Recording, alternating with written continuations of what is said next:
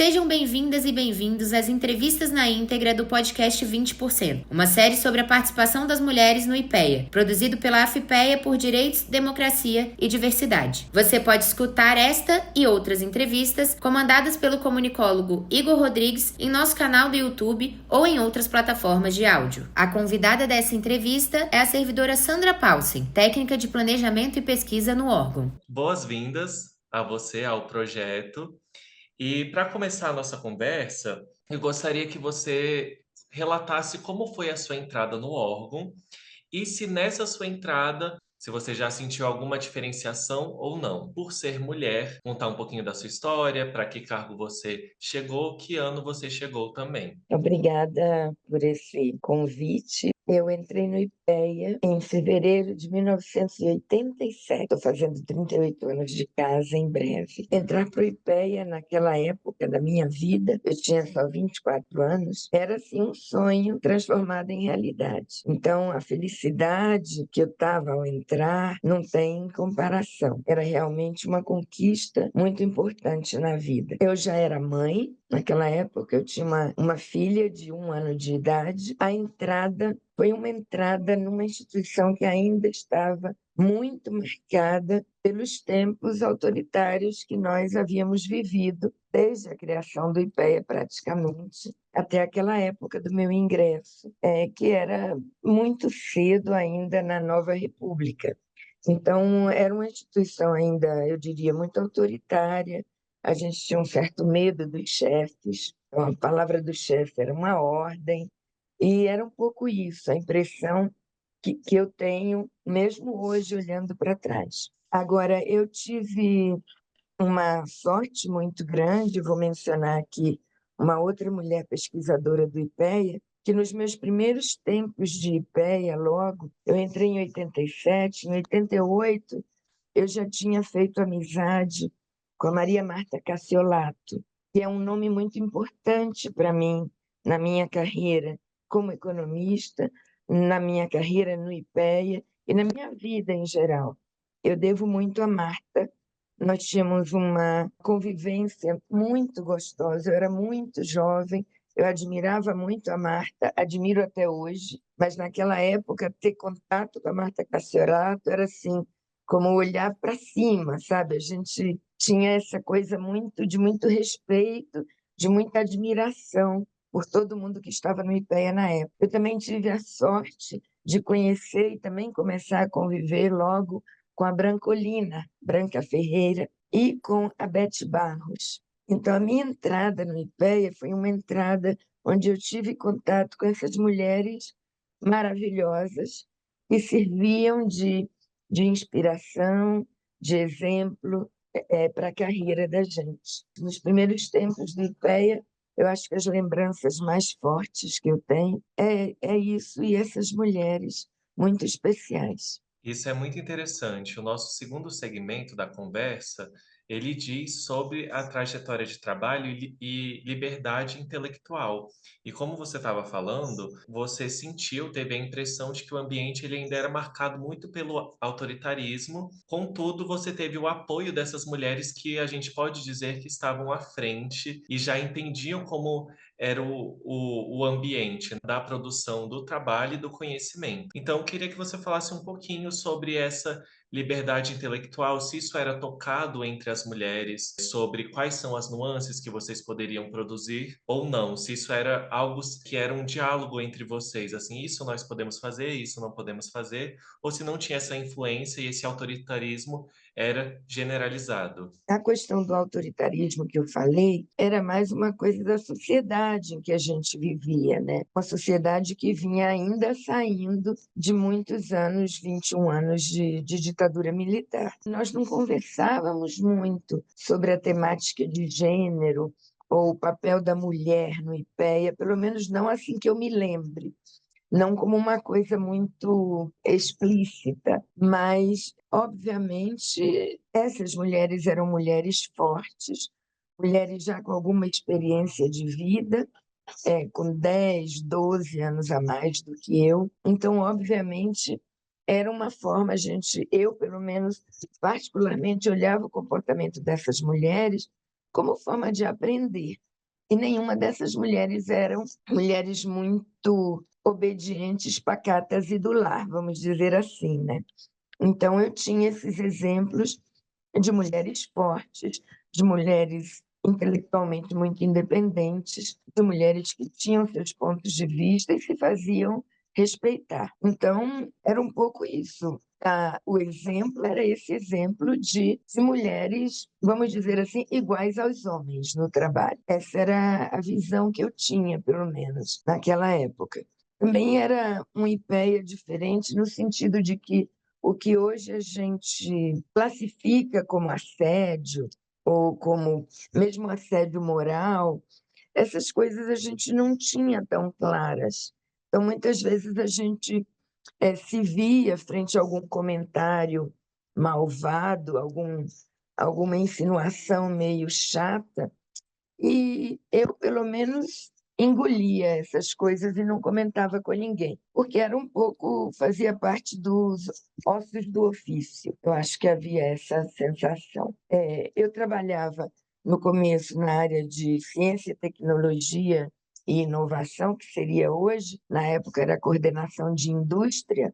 Era muito gostoso o trabalho, a gente fazia um boletim, tinha muita colaboração de colegas, além das mulheres que eu mencionei, que, mesmo estando fora da coordenação, a Marta era da mesma coordenação, as outras eram de outras áreas. Mas também tinha a colaboração de colegas, Marcos Panariello, Roberto Santana, eram pessoas que trabalhavam na área e ajudavam a gente, eu me lembro disso. Essa parte do ossos do ofício que você falou sobre posicionamentos e muitas vezes de engolir sapos, eu gostaria de passar para um próximo segmento que seria sobre programa de trabalho e a diversidade política. No IPEA, você está contextualizando muito bem como que as coisas eram tracejadas, como que o ambiente ele era construído, e a gente gostaria de entender como que trabalhavam os técnicos de orientações políticas distintas, se existia esse clima sobre os posicionamentos políticos, se essa diversidade política ela afetava na dinâmica de trabalho e como que era escolhido esse programa de trabalho, se tinha uma influência também na escolha do programa de trabalho da sua atuação como área ou como pessoa pesquisadora. Eu vinha de um mestrado na área de economia internacional, então foi meio natural. Eu tinha feito uma tese de mestrado sobre comércio internacional e intraindústria, então foi meio natural eu continuar trabalhando com o comércio brasileiro de produtos manufaturados. Era essa a minha área, e eu trabalhava com a área de economia aberta, ou macroeconomia aberta, e focava na parte de comércio. Na época se discutia um pouco a integração com a América Latina, o Mercosul estava começando. Eu, na verdade, não sinto que o IPEA fosse muito influenciado pelo que estava ocorrendo na política, no sentido de que eu não me lembro de ter colegas, porque naquela época teriam que ser colegas que estivessem favoráveis à ditadura. Eu acho que isso era muito difícil você encontrar em meio a pessoas inteligentes, com certo nível educacional, etc. Eu acho que o IPEA, desde a sua criação, tinha uma áurea de think tank meio protegida, no sentido de que os técnicos do IPEA eram técnicos que trabalhavam de maneira técnica, então não se via muito essa coisa das diferentes opções políticas. Essa, pelo menos, é a minha impressão. Pode ser parte da minha ignorância ou parte da minha ingenuidade, né? Mas essa é a sensação que eu tinha. Eu, particularmente, não sentia muito essa pressão da ordem política de fora, operando em como a gente discutia programa de trabalho e como a gente fazia nosso trabalho.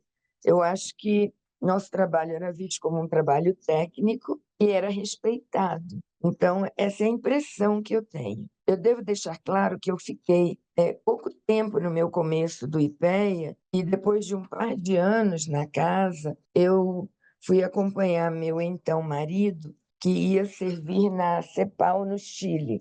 Então, eu saí em licença para acompanhar o esposo. E fui embora com esta impressão do IPEA, de qualquer maneira.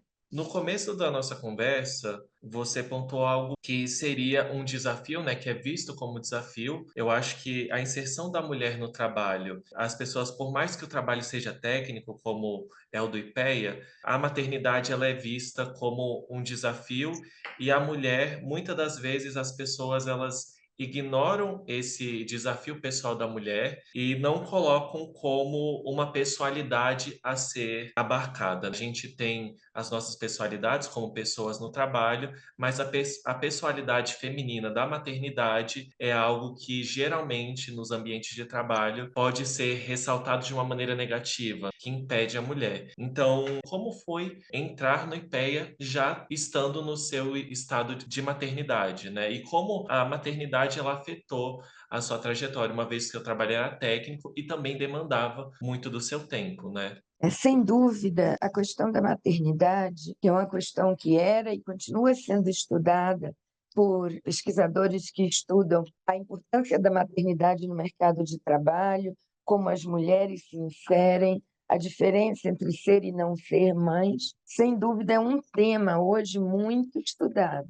Naquela época, a impressão que eu tinha é de que nosso papel como mães era um papel da vida privada. A gente não deveria trazer muito para o trabalho para evitar sermos discriminadas por causa da maternidade. Então, a impressão que eu tenho é de que, pelo menos da minha parte, havia uma sensação de que era melhor não tocar nesses assuntos, porque esses eram os temas que embasavam os preconceitos. Então, eu acho que a mulher, principalmente a mulher na economia, no Brasil, nos anos 70 e 80, provavelmente nos 90 também ainda, a gente exercia o papel de mãe, sempre ajudado por outras mulheres, seja mulheres que ficavam em casa cuidando dos nossos filhos e cuidando da casa, seja mulheres que estavam nas creches cuidando dos nossos filhos. Então, eu, particularmente, sempre usei creche, e o que acontecia? As creches eram caríssimas, essa é uma coisa, sempre foram uma parte importante do salário da gente. Depois, a gente devia a outras mulheres a possibilidade de estar trabalhando 100% às 8 horas no dia, focada, era outra coisa.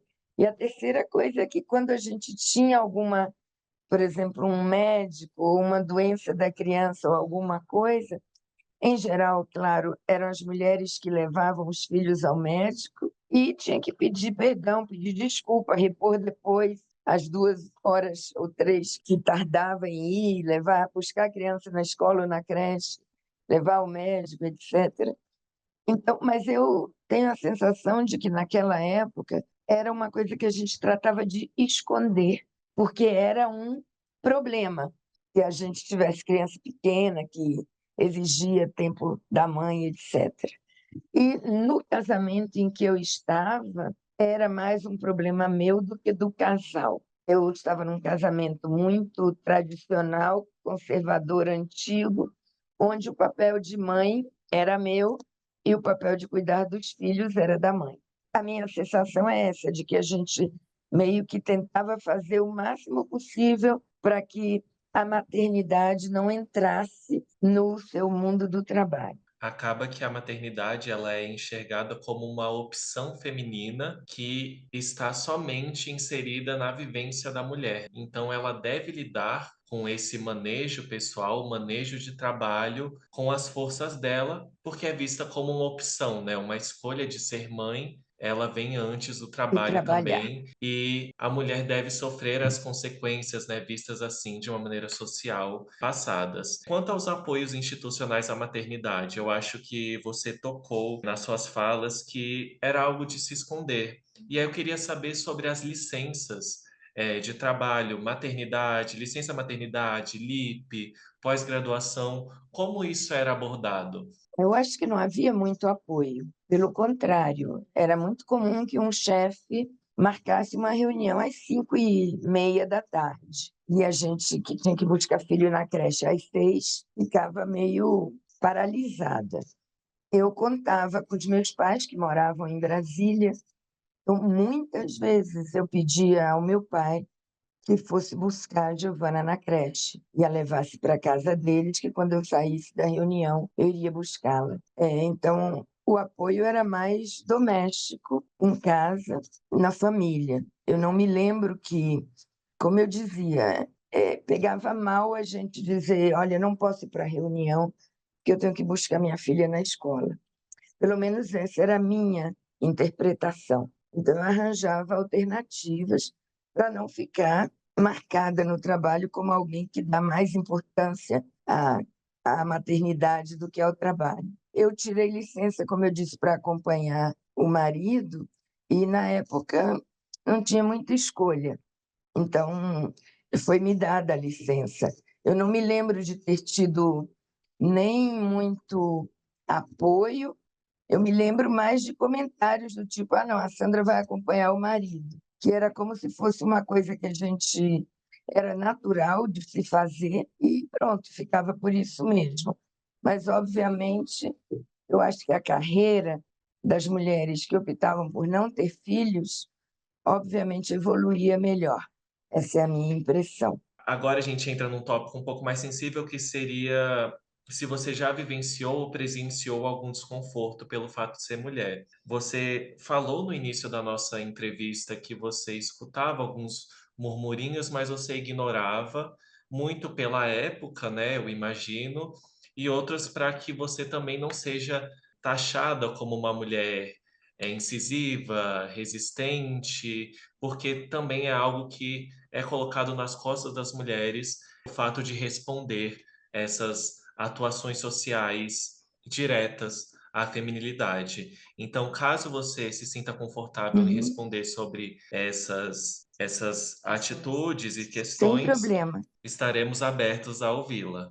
Sem problema nenhum. Como eu falei, né, naquela época, eu acho que era uma época ainda onde havia essa ideia de que a mulher poderia escolher entre trabalhar ou não, porque geralmente havia a ideia de que não era a mulher a cabeça do casal, então o homem trabalhava e a mulher como que complementava a renda do casal, né?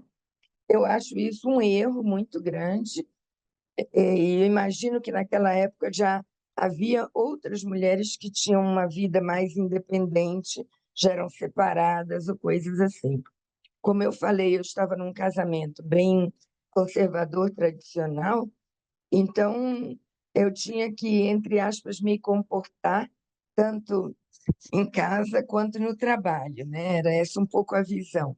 E a gente era submetida a assédio moral, a coisas que hoje são consideradas assédio sexual, e muitas vezes a gente não sabia como reagir. E isso eu acho que até hoje, esse tipo de atitude no trabalho desconcerta a gente, tira a gente do trilho. Eu ouvia, por exemplo, ouvi uma vez no trabalho, um comentário a respeito de um trabalho que nós teríamos que apresentar, cada técnico tinha que apresentar, e eu ouvi uma vez o comentário de que o meu trabalho ninguém precisava se preocupar, porque já viria corrigido de casa. E isso porque eu era casada com um economista relativamente famoso, já com doutorado em Harvard e coisas assim. Então, eu ouvi esse comentário, por exemplo, que era muito chato, uma coisa que você fica muito sem graça e que te desvaloriza por completo, como pessoa, como profissional, etc. A gente ouvia muito esse tipo de coisa. Ouvia comentários a respeito da aparência também, roupa, sempre havia algum comentário ou outro que hoje em dia seriam considerados de muito mau gosto, para dizer o menos. E eu, digamos, sobrevivi a um IPEA que era muito assim.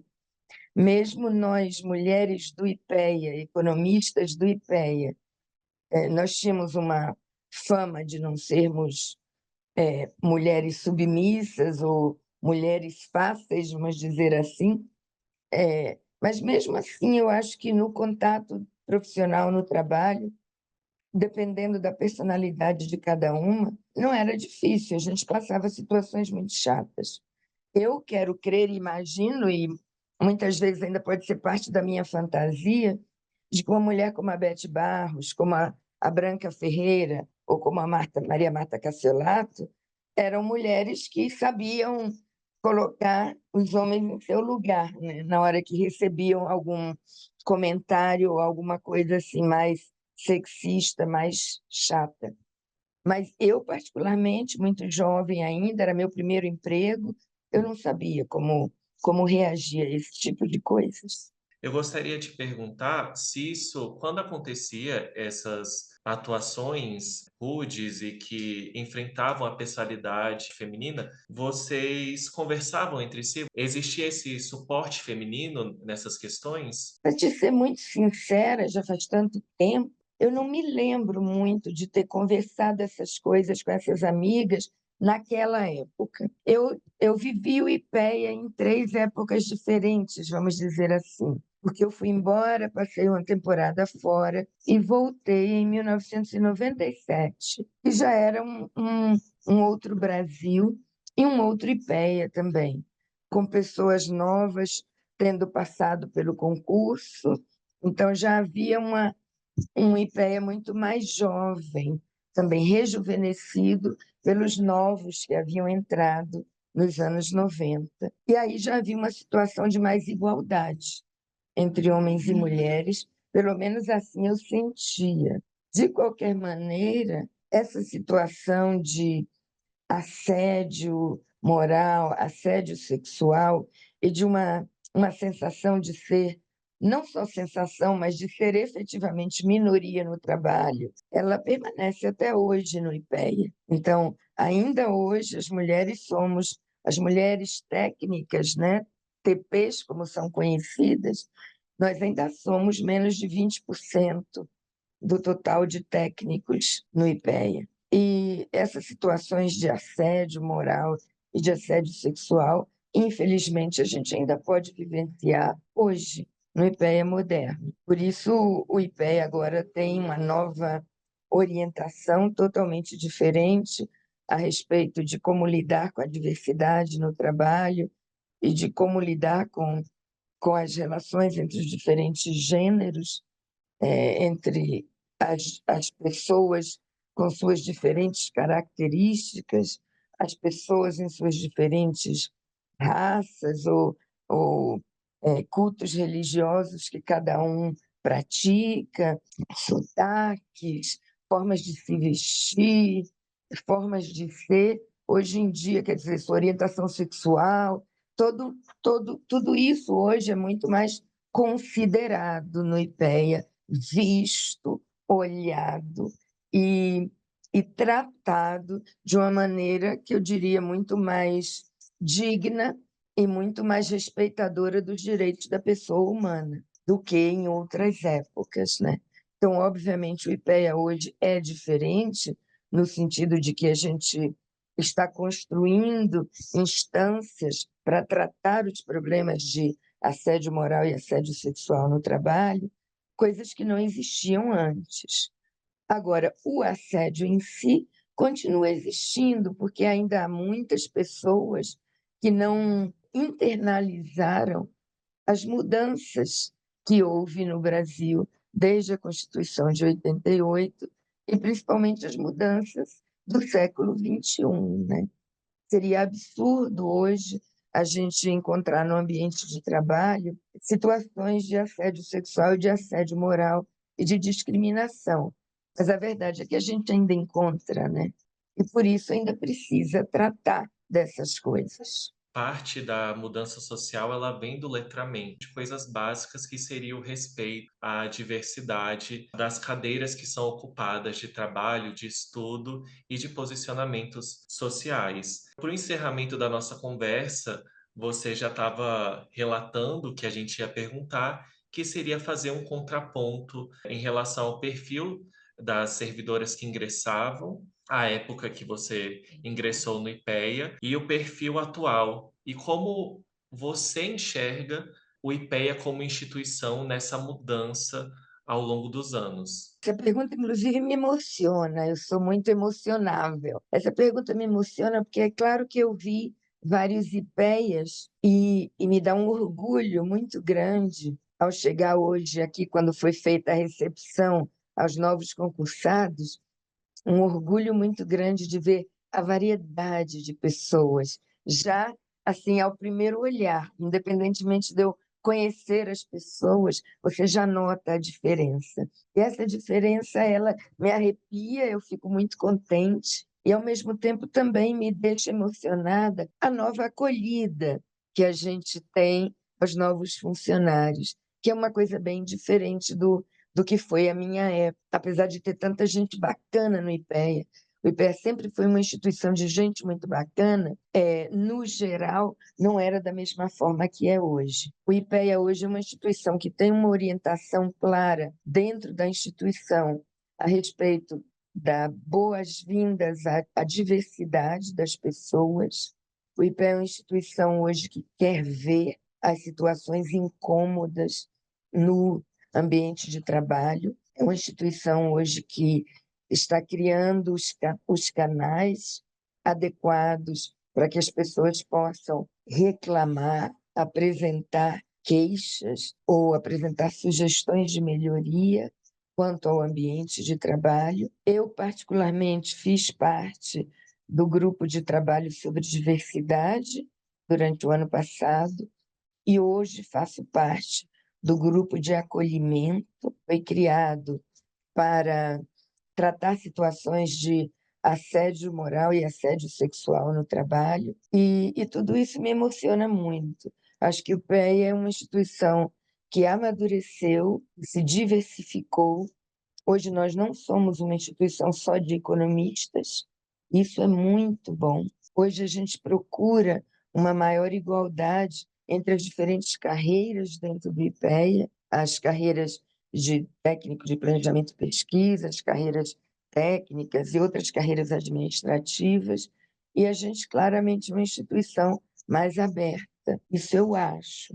Agora, eu sou obviamente uma pessoa que participei de processos de letramento, não apenas internos aqui no IPEA, letramento racial, letramento quanto à orientação sexual, letramento quanto a respeito aos direitos humanos e à diversidade da pessoa humana. Mesmo assim, a gente ainda erra e eu participo desses processos fora do ambiente de trabalho também, porque eu tenho interesse, porque eu tenho filhos que são muito mais jovens e que convivem em um mundo muito mais aberto e muito mais diverso.